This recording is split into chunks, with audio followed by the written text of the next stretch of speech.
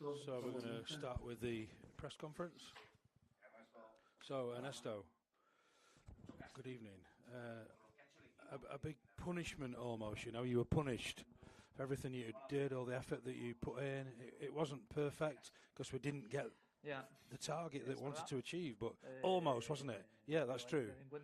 You've got to take into account that games last 90 minutes, and you've got to be on it for 90 minutes, especially against teams that aren't going to forgive you or let you off.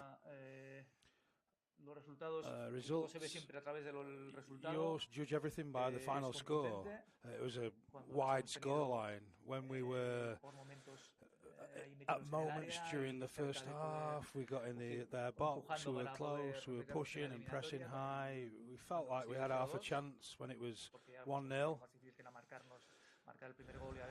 You know, it was good to get ahead in the second leg, but then, above all, in the last 10 minutes, we were poor towards the end of the second half, those last 10 minutes.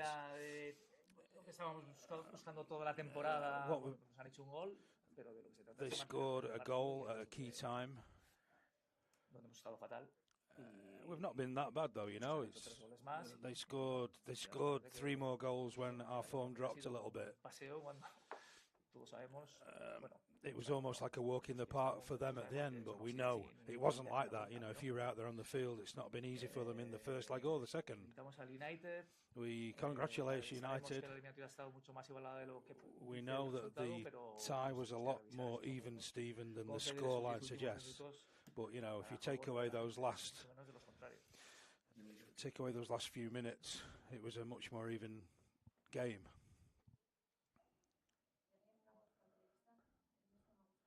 I'd like to know what's the dressing room? What the dressing room been like, and what sort of apprenticeship has it been for a lot of the younger players? From the start of the season in this competition, we've been learning all the way. We always had the hope of arriving at the final in our own ground. You know, it was a big incentive having that final in Bilbao. That was our big hope and desire. We want to go step by step. I think we've had a great tournament overall. But when you get moments like this against really strong sides, decisive moments,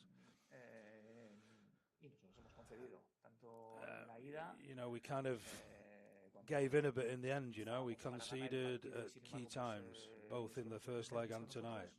You know, it's a big scoreline, home and away. We knew it was an upward slope coming here, but we didn't want to come here with a big disadvantage that we had. We gave everything. I think a lot of players, it was the first time that they played in European competition. We've not been in this tournament for a while ourselves. People learn from these things and they use them as motivation as well. It's true that kind of it all collapsed a little bit towards the end. The team wasn't great towards the end. Can you put it into perspective? Get into the semi-final. It's okay, isn't it? It's a reasonable. The reality is, for us, it's a big success, relatively speaking. Being able to get this far and take part in a semi-final. That's a fact in itself, an achievement in itself. But obviously, you want to achieve more. You wanted to get all the way to the final. But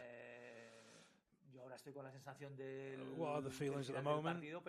Feelings at the end of the game, obviously. That wasn't great, but it's been a fantastic tournament. I think we've done well right from the beginning, back in September. I'm a bit annoyed.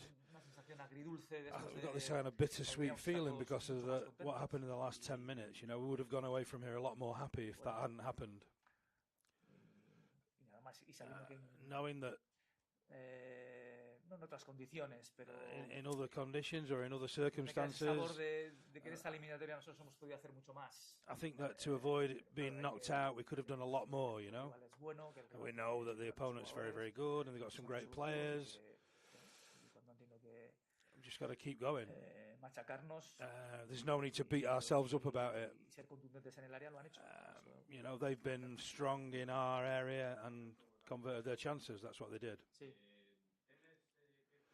Do you fear that this might have an effect on the league form with some big games coming up at home?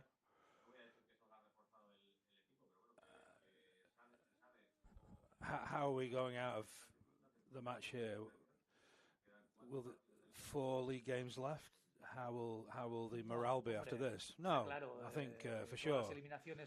Whenever you're knocked out, it's always painful because you always have that hope that's shattered, and you always want to carry on and continue in the tournament, but only one team can win. We've got some big challenges ourselves in the league at home and stuff that we want to achieve. Sunday we've got a really big game against Alaves. We're in 4th place and we want to play in the Champions League next season, if it's possible. Is it easy after being knocked out like that? But do you think that the team really stamped their personality on the game? Would you say pride is a word you could use for this performance? Let's see. I mean, I think right now I'm a bit down because of the situation. I didn't like how we finished the game. You know, we weren't great. Those 10 minutes. I think before that, you know, it was a different game, wasn't it? But you've still got to play those last 10 minutes. Those last 10 minutes count as well, you know. You can't just give up. But I think we're happy what we've done this season overall. And in spite of these 2 games where we've encountered difficulties, I still think we've given a good account of ourselves. Our fans were brilliant, really impressive. What they pass on to us, the support they give us, what they showed to everyone. You know, we've proved to the United and the fans here just what a set of supporters we've got. They're fantastic. We did all we could for them, and we're grateful. But I think the key now is for us, we're at this part of the season, we're all together, we stick together, we're united. It's hard to overcome moments like this. But, you know, we've got to show that our players are as constant as United.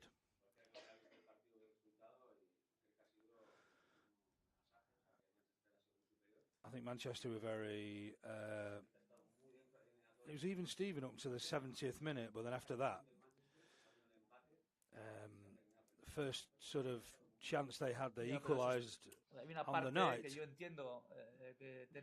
Partly, I understand what you're saying, but we always had this big desire and hope to get to the final.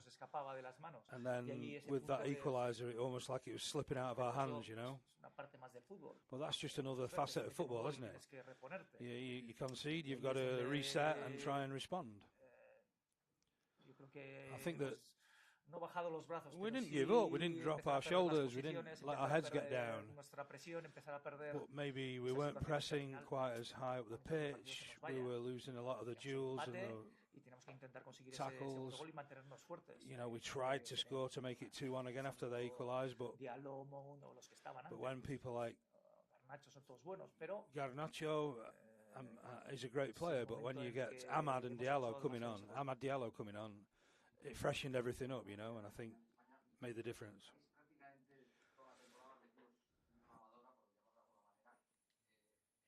So you've had a really busy season, 2 games a week, continual games week after week. Do you think it takes it out of you, this competition?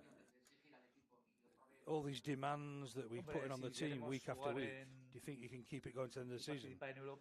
Well, if we want to take part in European competition, this is how it is, you know, 2 games a week. Every team has to do that, has to cope with that. Anybody who's in the Champions League or the Europa League, you have to cope with these fixtures. Demands high levels of concentration, fitness, and a mental approach to focusing on your bigger picture and your larger objectives. Manchester United are a team that are classically in the Champions League. You know, and they can maybe have certain players playing at 70% and they can still win games, the strength of the squad that they've got. We've got to be united together, we've got to battle, fight hard, physically we're starting to feel it a little bit. We've got those injuries, people who weren't here tonight. The mental approach as well is important. We've got to stay strong mentally. There's lots of games. It is what it is. We're in this competition. We've got to cope with it.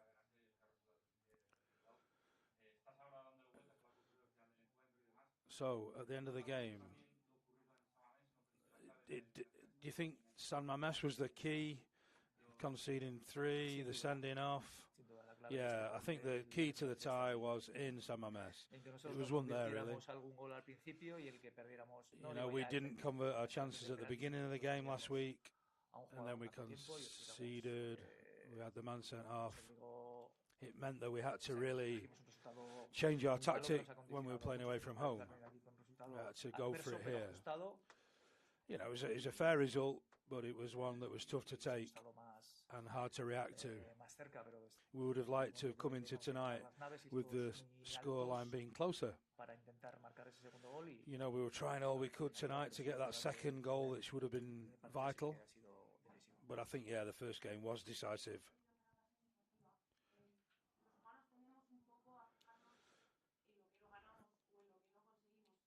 Sometimes we focus on things that we don't win and what we don't achieve. What are the positives that you can take from this season? We've been earning and winning lots of things this season, but in football, in reality, there's lots of people lose all the time. You might win a semi-final, you might win a cup every so often in your career, but the majority of the time, you kind of lose, don't you? There can't be any more winners than just a couple of teams a year.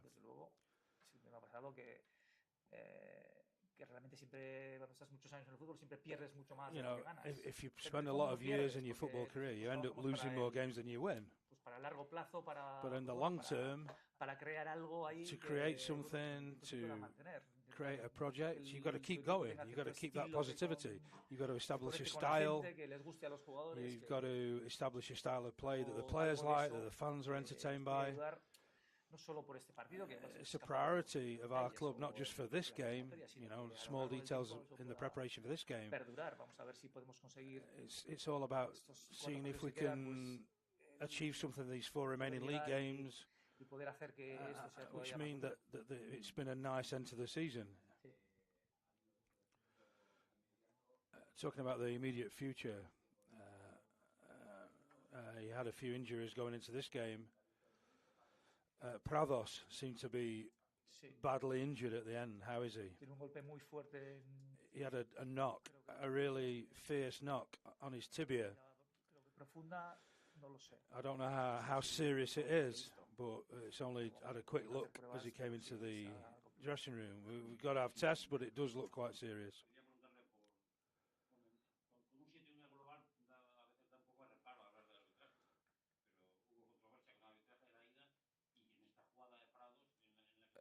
What do you think about the tackle on Prados? Should he have been sent off, Lindelof? I didn't really see it, to be fair. I didn't. Prados isn't the type of player who kind of goes down easily. I don't know. I didn't think at the time it was a sending off, but I've not really seen it close up. You can't really do anything about that now, can you, anyway?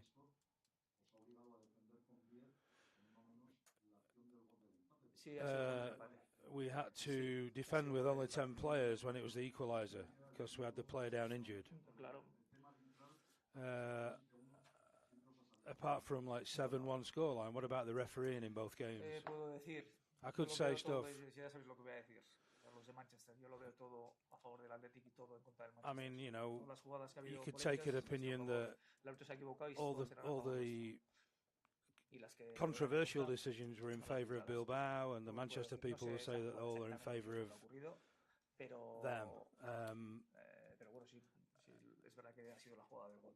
It was in the build-up to the equalising goal that there was a player down injured. I will look at it on TV.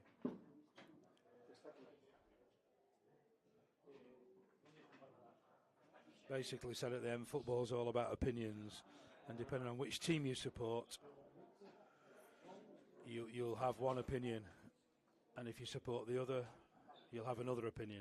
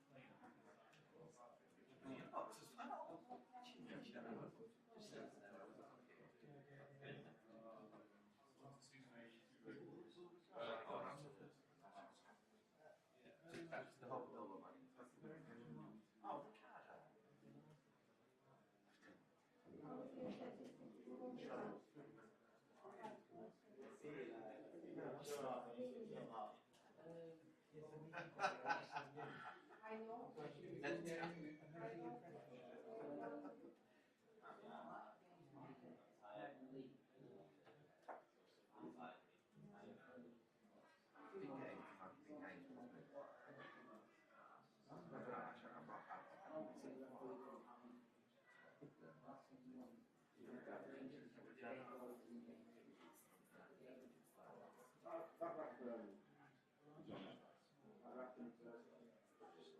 want the microphone back? You want the microphone